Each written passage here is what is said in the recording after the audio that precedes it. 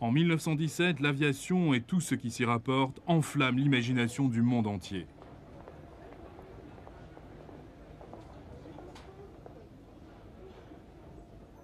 Les progrès réalisés dans d'autres domaines sont plus lents et souvent l'objet d'intrigues politiques. Mais une de ces innovations est déjà testée et mise à l'épreuve à la bataille de la Somme en 1916. Bien que rejeté comme une absurdité lors de sa première apparition, en 1917, le char de combat est reconnu comme une formidable arme de guerre. La seule arme, en fait, qui semble capable de faire évoluer la situation sur le front.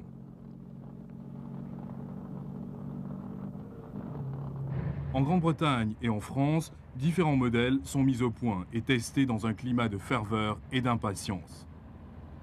Les doctrines tactiques, longtemps figées, sont enfin confrontées à la dure réalité de la guerre moderne.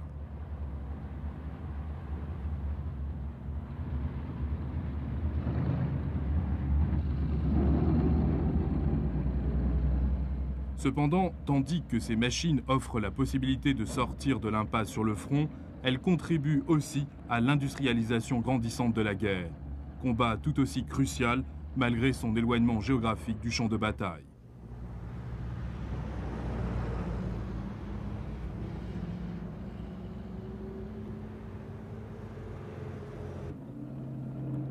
On reconnaît petit à petit que le sort de la guerre sera finalement décidé non pas par les forces des armées, mais par l'exploitation et l'application des ressources de l'industrie à la production des armes de guerre.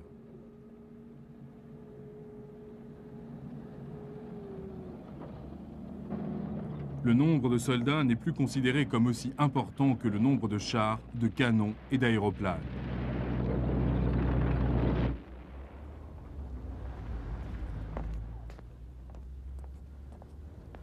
Au cours des premiers mois de l'année 1917, les populations de l'Allemagne et de l'Autriche-Hongrie sont soumises à d'immenses souffrances.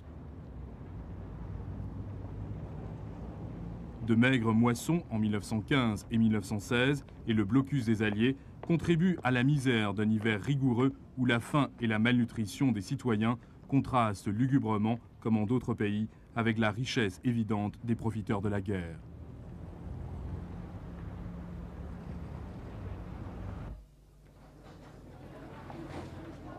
L'aggravation de la pénurie dans chaque pays entraîne l'apparition du marché noir et donc à des inégalités encore plus grandes, un sentiment d'impuissance et au ressentiment.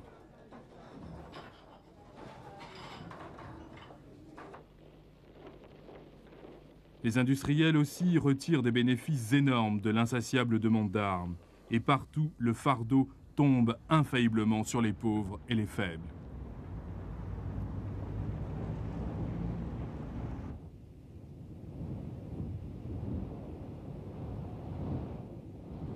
Pendant les premières années de la guerre, les Allemands n'attaquent pas au hasard les navires alliés, mais confrontés à une pénurie critique et à un blocus toujours plus dur, le commandement allemand se résout à une offensive sous-marine de grande envergure. Le désespoir allemand est tel qu'ils ne peuvent s'empêcher d'entraîner indirectement les États-Unis dans la guerre.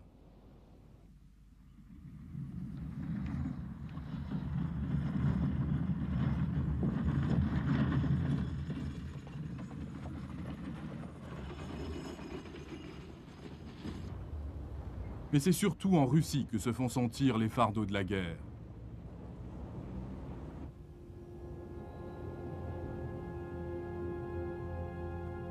L'industrialisation est arrivée tard en Russie. Ces paysans ne sont libérés de leur servage que depuis 1861.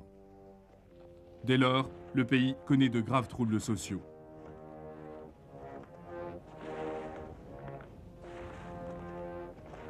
La rationalisation de l'agriculture et l'apparition d'agriculteurs indépendants accélèrent l'exode des paysans déjà considérable vers les zones urbaines.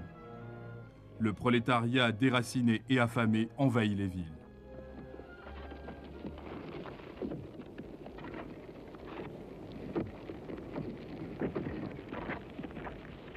C'est dans ces conditions que les immenses ressources de la Russie produisent des résultats. Au début de la guerre, elle s'industrialise plus rapidement que toute autre puissance. De surcroît, la guerre lui apporte son élan.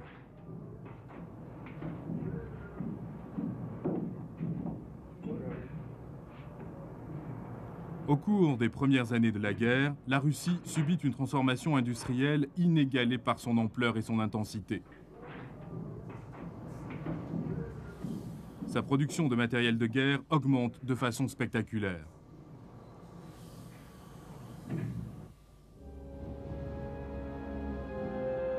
Mais ces résultats sont payés cher. L'inflation monte en flèche. Le réseau de communication commence à se désintégrer.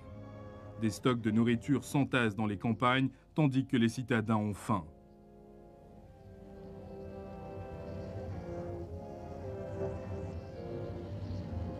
Aucune perspective de victoire, ni aucun accord de paix, aussi éloigné soit-il, ne permet de soulager les privations subies par les populations civiles. En 1917, l'économie russe, chancelante, est au bord de l'abîme. Sa population civile, tout comme son armée, traumatisée, démoralisée, perplexe.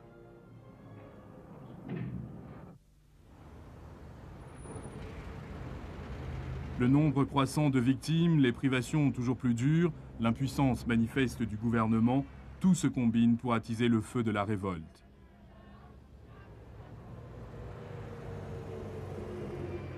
Les grèves et les manifestations balaient Saint-Pétersbourg.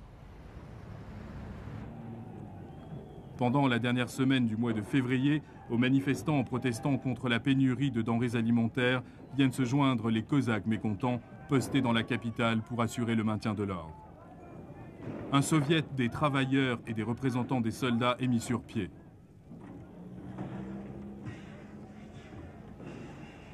Une immense foule se dirige vers la Douma, assemblée représentative instituée par le tsar, mais sans pouvoir réel.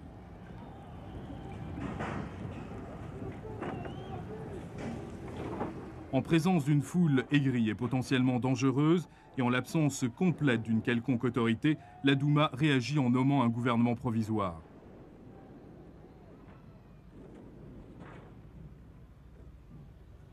Trois jours plus tard, le 2 mars, le tsar abdique, reconnaissant ainsi le gouvernement provisoire et la révolution.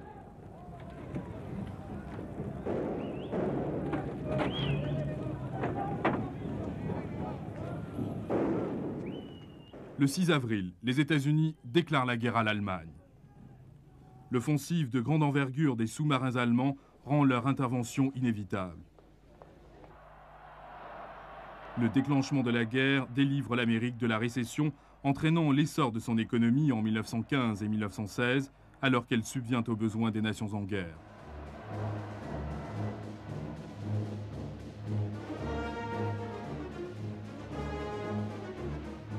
Les premiers succès de l'offensive des sous-marins allemands sont inattendus et mettent brusquement un frein à cette expansion économique, menaçant de plonger l'Amérique dans un marasme encore plus grave.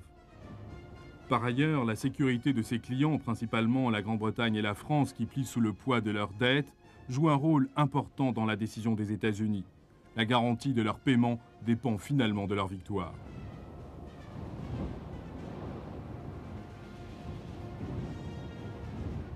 Cependant, l'entrée en guerre des États-Unis n'est pas inspirée simplement par ses âpres calculs économiques. La guerre des sous-marins va à l'encontre des valeurs morales américaines et la révolution russe, par sa promesse de démocratie, permet aux Américains de considérer le conflit comme une guerre entre les peuples libres et les empires autocrates des puissances de l'Europe centrale.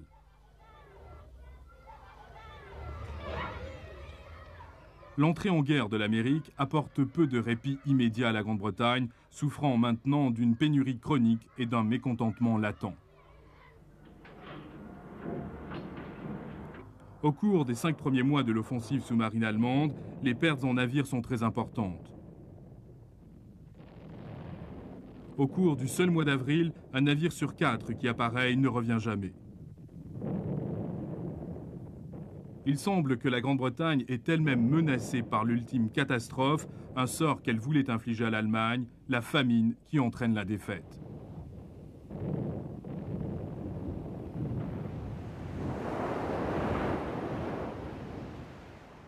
En mai, la marine britannique institue un système d'escorte pour les convois maritimes, assurant la protection des navires marchands tout en appâtant ainsi les sous-marins. Ce système de convoi brise en fait la force de l'offensive sous-marine allemande. La mise au point d'appareils d'écoute hydrophonique et de grenades sous-marines contribue à faire tourner la chance du côté des Alliés dans la bataille de l'Atlantique, assurant ainsi une autre année de guerre sur terre, sur mer et dans les airs.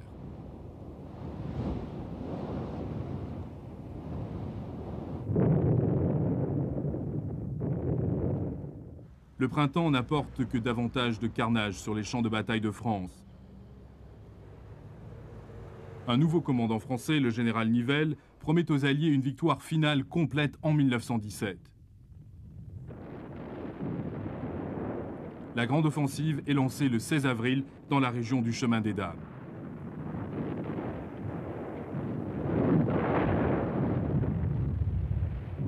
Dès le début, l'attaque est un désastre. Malgré des succès mineurs remportés par les Britanniques dans les environs d'Arras à l'ouest, l'attaque principale s'embourbe devant les positions allemandes, à peine touchées par un bombardement fourni. Le soir, Nivelle n'avançait que de 500 mètres, au prix de pertes effrayantes. Le mois suivant, Nivelle persiste dans son offensive. Il obtient sa promotion en promettant la victoire. Il doit donc absolument tenir sa promesse pour éviter un désastre personnel.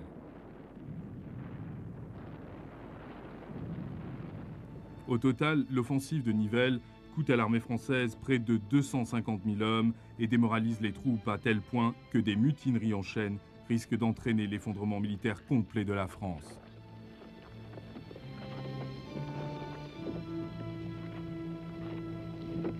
En mai, l'offensive finit par s'essouffler. Comparé aux pertes, les gains paraissent insignifiants. Pour l'infanterie française, il semble que ce sacrifice ait été entièrement vain.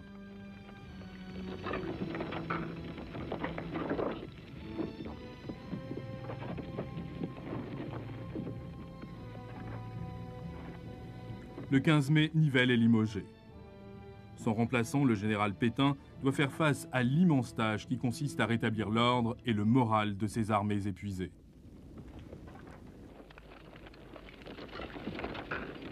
L'échec des Français au Chemin des Dames place la responsabilité de l'attaque sur les Britanniques, leurs forces étant reconstituées et rééquipées depuis le désastre de la Somme.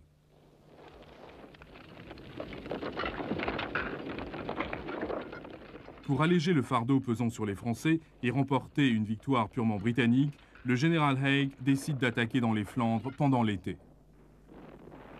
La troisième bataille d'Ypres commence par le barrage d'artillerie le plus violent de toute la guerre. Le bombardement durera 2 semaines sans succès réel, mais faisant du terrain une mer de boue presque infranchissable et livrant tous les avantages aux Allemands sur la défensive.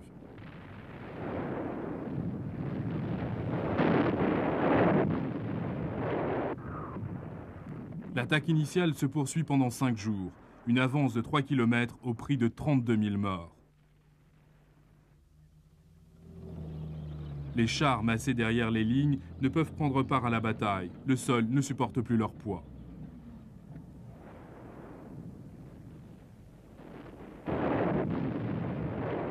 Le 6 août, Haig reprend son offensive et renouvelle ses attaques en septembre et en octobre.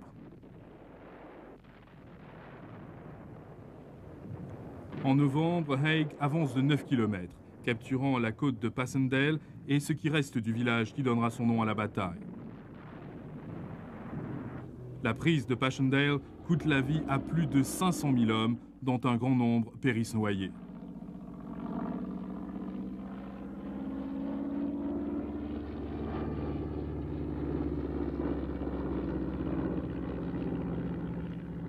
En Russie, la situation se détériore.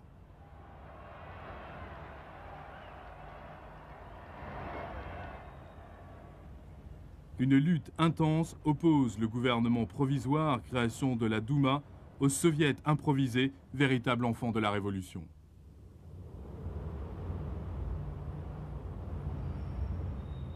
La personnalité remarquable d'Alexandre Kerensky domine ces 2 conseils.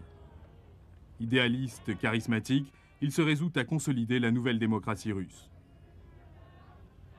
Pour cela, Kerensky croit devoir honorer les engagements de la Russie à l'étranger et, en continuant la guerre, obtenir un accord honorable pour son pays.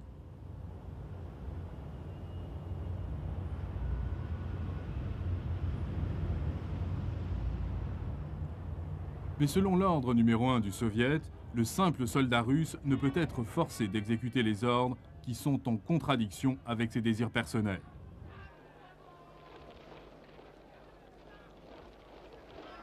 La discipline s'effondre complètement sur le front. Les désertions sont endémiques. Non pas le filet régulier de vagabonds en fuite, mais une marée déferlante qui s'apparente à une démobilisation complète. D'autres forces plus insidieuses menacent Kerensky. Les événements de février prennent les révolutionnaires professionnels russes par surprise, embarras qu'ils tiennent absolument à masquer.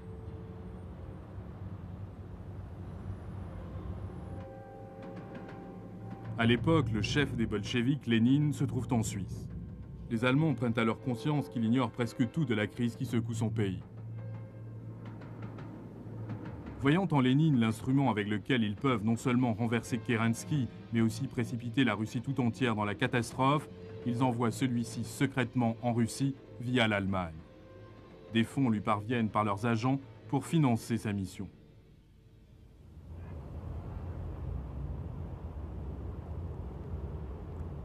La première tentative de Lénine pour renverser Kerensky échoue.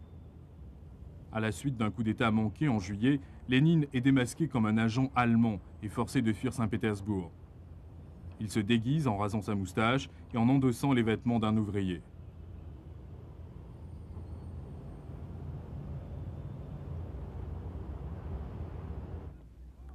Caché en Finlande, Lénine continue à comploter contre Kerensky, exhortant ses partisans à saisir les positions clés dans le Soviet et ainsi élargir le gouffre existant entre le Soviet et le gouvernement.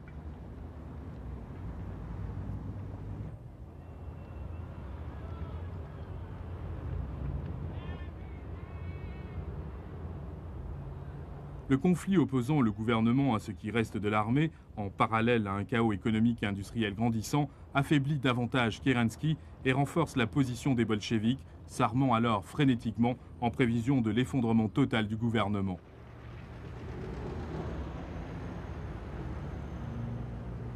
Le matin du 27 octobre, tandis que Kerensky essaie de mobiliser des partisans dans les campagnes, le palais d'hiver est pillé par les bolcheviks qui proclament la chute du gouvernement provisoire. C'est ainsi que la démocratie est finalement écrasée en Russie. La victoire des bolcheviks met fin à la participation de la Russie à la guerre, participation devenue plus symbolique que réelle.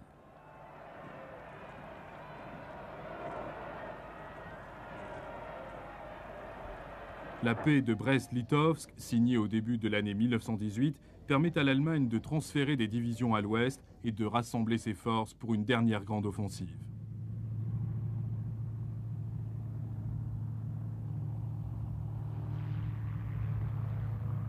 La lutte pour s'assurer la suprématie aérienne repose autant sur la technologie que sur la tactique. Les progrès remarquables des premières années de la guerre acquièrent des raffinements subtils au cours de la dernière année. Une légère amélioration de structure ou de la puissance du moteur, augmentant la vitesse d'un appareil ou donnant un avantage distinct à sa performance, peut lui permettre immédiatement de surpasser la machine d'un adversaire, transformant pratiquement l'aéroplane en une arme mortelle. Le Sopwith Camel assure la supériorité des Britanniques en 1917, mais l'arrivée de l'incomparable Fokker Mark 7 en 1918 rend aux Allemands la suprématie aérienne.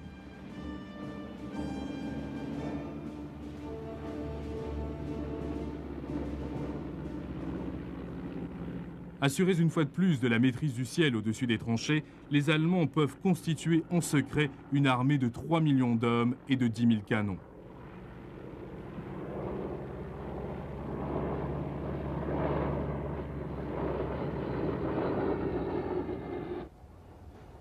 Le plan de Ludendorff est de déclencher une offensive fulgurante le long d'un front de 60 km. Le but est d'écraser les armées britanniques sur la Somme, déséquilibrer le front allié et repousser la ligne d'est en ouest. L'offensive débute à l'aube du 21 mars 1918.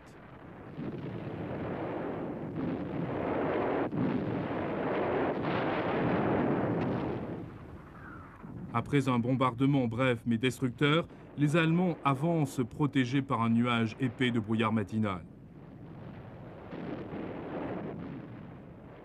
Cette fois, il ne s'agit pas d'un déploiement d'infanterie en masse, mais de troupes de choc spécialement entraînées pour cerner les faiblesses des lignes britanniques.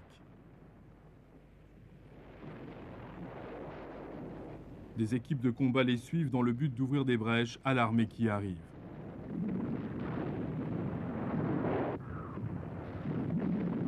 Ces tactiques sont complètement nouvelles, tactiques d'avance éclair et d'encerclement rapide. Elles seraient connues plus tard sous le nom de tactique Blitzkrieg.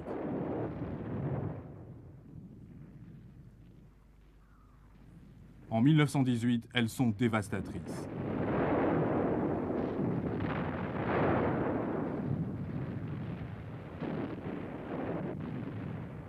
À la tombée de la nuit, les Allemands s'enfoncent dans l'arrière-garde de la zone de bataille britannique et en l'espace de quelques jours poursuivent leur marche en pleine campagne. Des milliers de soldats britanniques sont tout simplement dépassés.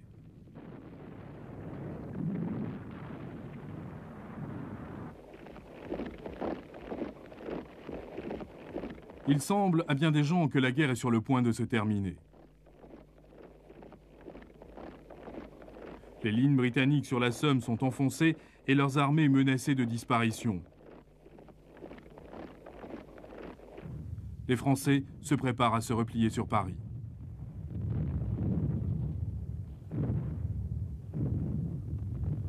Mais au dernier moment, le désastre est évité. Non pas par un miracle militaire, mais en plaçant l'armée britannique sous le commandement du maréchal Foch, unifiant ainsi le commandement et engageant les Français à appuyer l'armée britannique.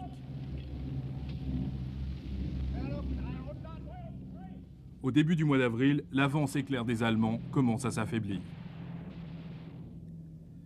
Bien que pratiquement en déroute, les Britanniques et les Français ont recours à leurs réserves mobilisées à la hâte.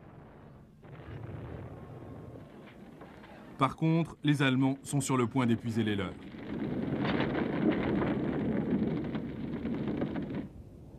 Pendant 4 jours, les Allemands arrêtent leur offensive pour se rééquiper et se réapprovisionner. Les deux camps savent que la guerre entre maintenant dans une phase décisive. Les troupes américaines arrivent enfin en nombre suffisant pour faire pencher la balance. Si seulement les Alliés peuvent braver l'orage allemand, la guerre sera finalement gagnée.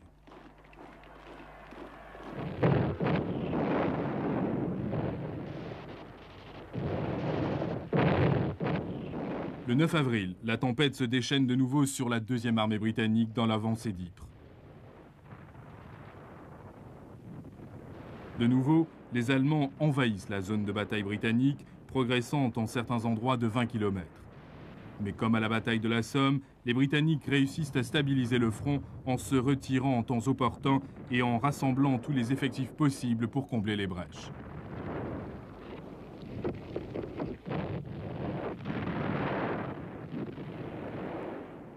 Repoussée au centre et à l'ouest du front, l'attaque se détourne vers les lignes françaises le long du chemin des Dames. Le 3 juin, les Allemands déferlent sur ces lieux. Ils avancent impitoyablement de 60 km vers la Marne. Mais là, les Allemands reçoivent sans embâche leur premier avertissement sur ce qui les attend. La route de Paris est bloquée, non pas par les Français, mais par les Américains.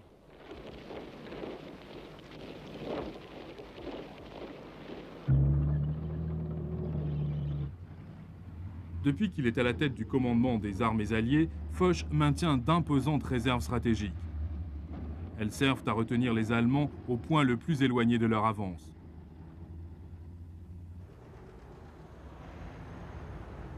Pendant tout le mois de juillet, le front résiste et la menace sur Paris est contenue sur la Marne. En août, les Britanniques, avec les Français qui luttent à leur côté, lancent la contre-attaque à Amiens.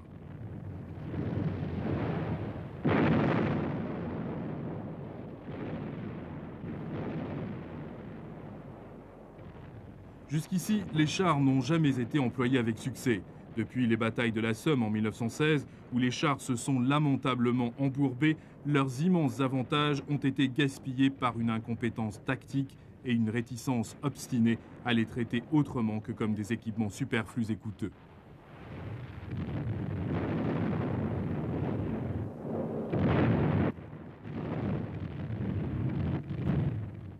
À Amiens, sur un sol ferme d'été, les chars avancent pour la première fois avec l'appui conjugué de l'infanterie. Pour une fois, ils ne sont pas annoncés par l'habituel martèlement interminable des canons. Ces mastodontes métalliques trapus roulent hors des brumes de l'aube, au-dessus des fils de fer barbelés et des tranchées, justifiant tous les efforts et toutes les dépenses qui leur ont été consacrées.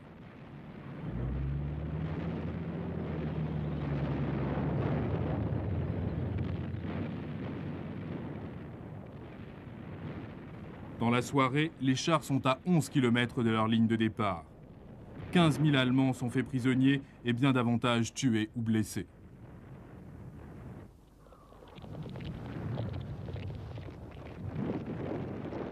Pourtant, le 8 août 1918 est bien plus qu'une victoire pour le bon sens.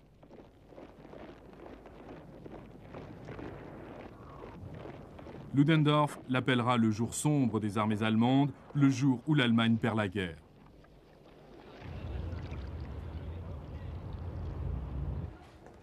Cependant, si les implications de la défaite d'Amiens sont comprises du haut commandement, elles sont loin d'être claires aux yeux de l'infanterie allemande, dont la patience est mise à rude épreuve. Sur chaque champ de bataille, ils occupent encore un sol étranger, et le front de l'Ouest se trouve plus près de Paris qu'à aucun autre moment depuis 1914.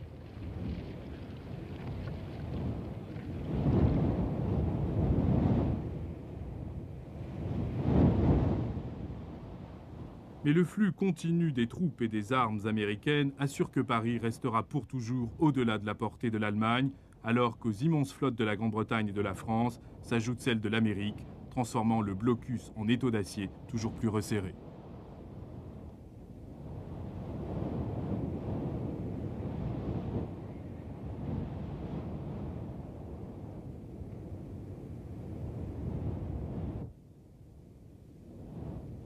Après 4 ans de blocus et de sacrifices immenses, les puissances de l'Europe centrale sont dangereusement proches de la famine et de l'effondrement.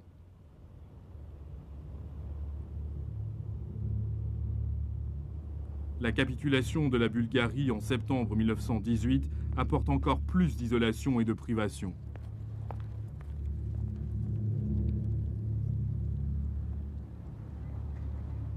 Des bruits courent que la défaite est proche, et la demande d'un armistice le 4 octobre a pour résultat d'attiser le mécontentement de l'opinion publique et de démoraliser encore plus les armées sur le front.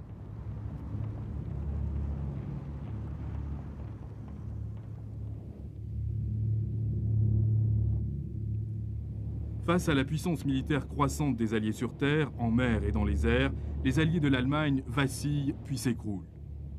L'effondrement interne de l'Autriche-Hongrie en octobre et sa capitulation le 2 novembre laissent l'étau d'acier se refermer sur une Allemagne totalement isolée.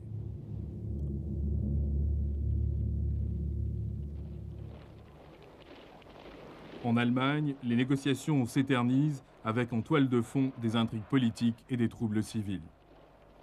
Des initiatives symboliques et sans substance sont lancées en faveur de la démocratie parlementaire. Ludendorff est révoqué. Le 3 novembre, une mutinerie navale se répand dans les rues de Kiel.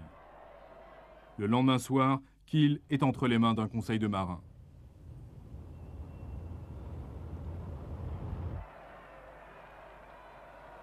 La révolte se propage à Hambourg, Brême, Wilhelmshaven, Cologne. La révolution infligée à la Russie grâce à des complots allemands menace à présent l'Allemagne elle-même.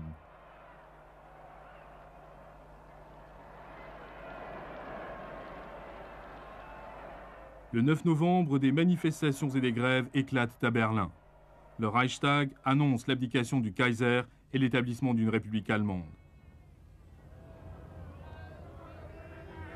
Le dirigeant social-démocrate Friedrich Ebert est nommé chancelier.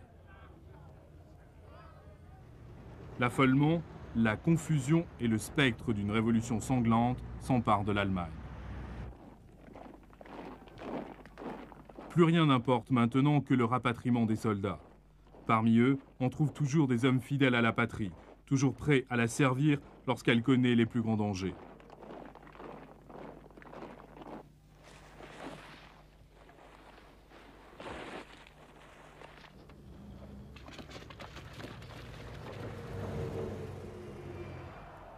Le 10 novembre, les dirigeants de l'Allemagne acceptent sans autre forme de procès les conditions présentées par les Alliés et le jour suivant, le 11 novembre 1918, la Grande Guerre prend fin.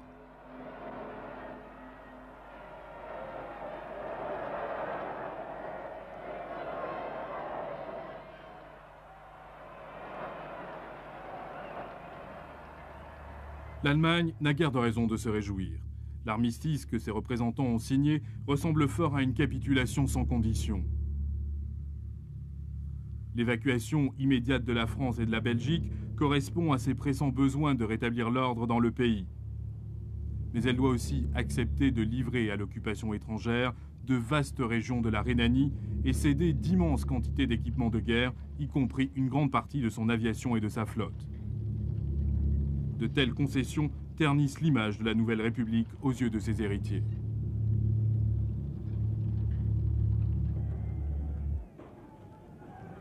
En 1919, l'Allemagne est toujours en proie à la faim, au chaos et à la guerre civile. Pour s'assurer que leurs conditions sont respectées, les puissances alliées maintiennent leur blocus naval durant le printemps et l'été de la même année, transformant les privations en temps de guerre en famine de temps de paix.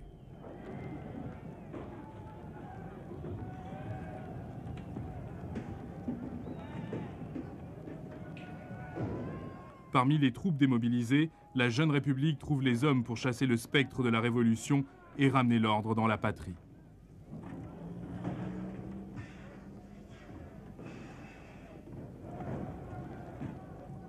On les nomme le Freikorps, une milice volontaire d'anciens combattants. Leur emblème est un macaron au porte-bonheur, souvenir des années de guerre, appelé la croix gammée.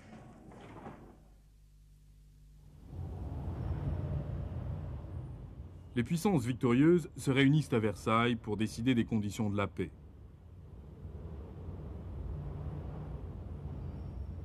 Il est universellement convenu qu'une telle guerre ne doit jamais se reproduire et que des mesures doivent être prises pour assurer une paix durable en Europe.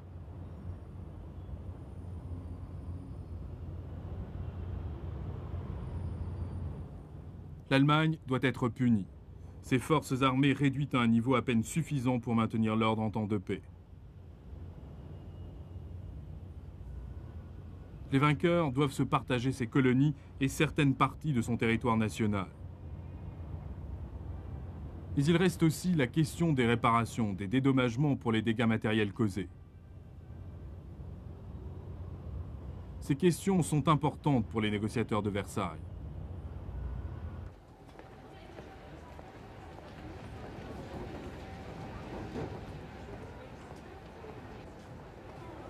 Pour l'Allemagne, il n'y aura que blâme, confiscation et humiliation.